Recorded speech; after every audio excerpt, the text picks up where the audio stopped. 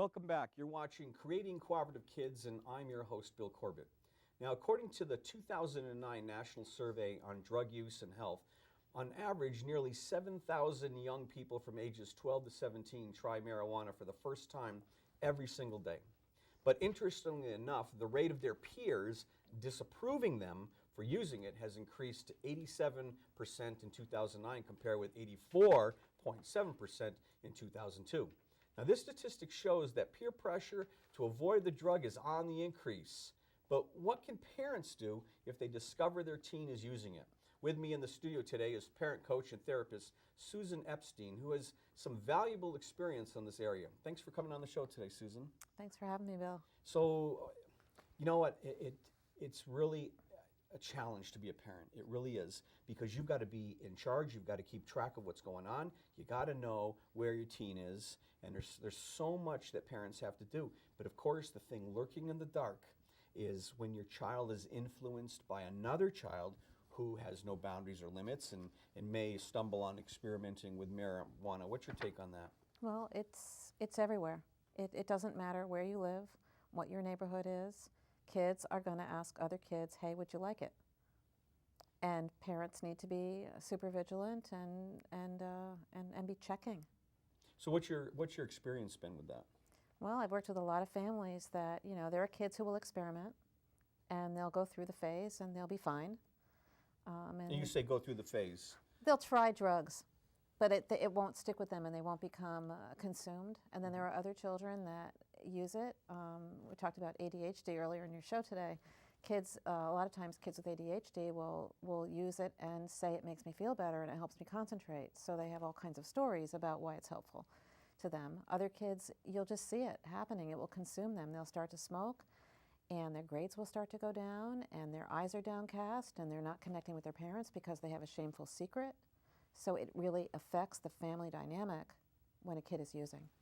So you were just naming some possible signs, but Yeah. What are some other possible signs that parents should look for to try to determine if this problem has reached their home?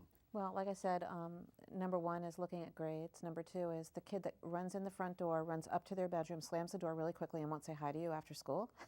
That's a good one. I don't want you to see my face because I'm high or I'm using something. Secretiveness, lying, not knowing where they are. Where are you? I was just with friends. Why do you need to know? I need to know where you are. It doesn't matter. What, that sort of like arguing for doesn't seem like there's a real reason for it, because they're hiding something. And that's a real challenge because Yeah. teens have that natural sense anyway. So Yeah. then if it's intensified because of what they're hiding, and it's Right. even worse, right? It is. Yeah, it's really hard. It's hard for kids don't feel understood by their parents, and parents don't seem to feel like, who is this person living in my house? I thought this was my sweet little kind little child, and it's turned into this person I don't even know who they are. And Yeah. that is, it's like a shock. I mean, I Yeah. have 3 kids. Yeah. I have 3 stepchildren, and it's, when you're the biological natural parent, Mm-hmm. and you see this kind of progression, you see this change, it's like you said, where is my little baby? Yeah. And it's hard to almost to keep a level head when Yeah. you run into these problems. Absolutely. So what can parents do? If a parent suspects that their child may be experimenting with marijuana, what can they do? Well, some of the things that they can do, and I do have a new book out, and this is it, and there's techniques in here, but I think the first thing to do is not to overreact. And a lot of parents will be, you're grounded, you can't go out for the next 40 years, calling the police, really in an overreaction. And what I like to see is try to use a little humor. Because if you can use a little humor, then you can sort of psychologically sort of beat the rebellion. You could, let's say you found it in the bedroom drawer. It's a good hiding place under the underwear. And you're the mom and you're putting the clothes away and because your kid doesn't put their own underwear away, so you're in there and you find it. I would just put it on the kitchen table and leave it there. And they come home from school and they're like, oh my. And don't say anything for an hour. Okay, just let it be. Let them live with it, because they'll put a self-imposed, oh my gosh, I broke the rule, she knows or he knows, now I'm really and let them do that to themselves, because it's really about teaching sort of like for them to own it, to own what they've done. Then come down and say, we need to talk. We need to talk about this. But I think that we also need to make it a teachable moment. So here's the deal. 2 things. First thing is, I'm going to ask you to write me an essay. And a typical one that I'll often help a parent to sign is the teenage boy's brain and marijuana. I want you to write me 250 words, double-spaced, and I want it to be a B paper. And you can't go anywhere until you hand it in to me. And I know what a B paper is because I went to school too. So they'll procrastinate for 2 or 3 days, and they'll be like moping around the house, and you'll be like, well, just give me the paper and we can talk about it, then you come back out. Okay, so finally they give you the paper, and then you sit down and you talk about it. What did you learn? Well, it could kill my brain cells. Well, yeah, or whatever else they learned. The second thing is to drug test your child. And you can buy these tests in a drugstore. You can get them online. You can get them right in a drugstore? Yeah. Okay. Yeah, I think there's a website, something Test My Teen or something like that, and you can and they actually have a swab now. You don't even have to do the whole urine thing, which is sort of intrusive and icky for a lot of moms to try to do for 16-year-old boys. It's not what you want to be doing. If they were arrested and probation officer was doing it, that's another story. But as a parent, you can just swab, and what you say is, I need to get a baseline on you, so I'd like to, and they'll be like, I know my civil rights, you can't touch me. Okay, what is that?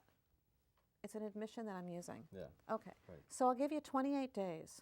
THC stays in the body for 28 days. You have 28 days, and I'm going to test you on day 30, 31, 32, 33, but I'm not going to tell you what day it is. And until then, I'm holding the keys to the car, because what is most parents' nightmare? Right. They're going to go out. I don't care if you smoke marijuana. I just don't want you to wrap your car around a tree and kill yourself or somebody else. Yeah. So it's really about what is it that we're worried about. We're worried about our kid dying on the road, or hurting somebody else, or hurting their chances to get into college, or whatever it is. But I want to stop you because you just said something really important. And for the viewers who are watching the show, one of the most important things that I want to focus on, because you gave some great advice, but rule 1, relax. Yeah. And I don't want to run over that, because that probably is that sets the foundation. Absolutely. Because what happens now is parents get freaked.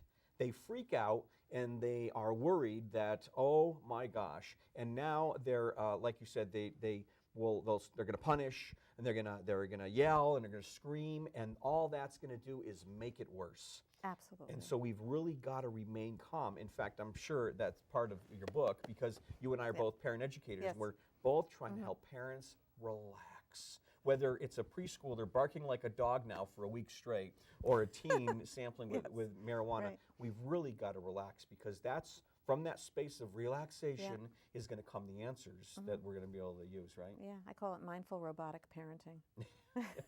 Be a robot.